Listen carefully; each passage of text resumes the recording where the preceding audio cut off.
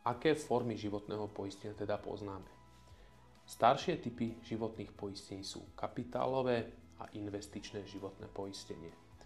Kapitálové životné poistenie je v podstate jeden z tých základných životných poistení, ktoré sa v minulosti uzatváralo. Jednalo sa o životné poistenie, v ktorej bola šetriaca zložka kapitálová, kde poisťovňa vám fixne stanovila úrokovú mieru, ktorú ste dostali.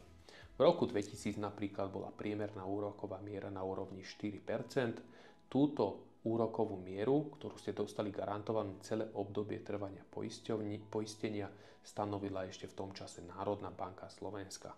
Ona poisťovňam povedala, že na rok, dajme tomu 2000, je 4%, na rok 2005 nastavili 3,5%, 2010 2,9% a takýmto spôsobom sa to znižovalo.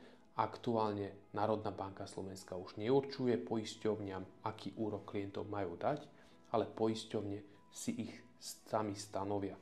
To znamená, poisťovňa si podľa ziskovosti povie, aký úrok dostane na ďalší rok klient a proste každý rok sa tento úrok môže buď navyšovať alebo znižovať a už ani v kapitálovom životnom poistení garantovaný žiadny úrok.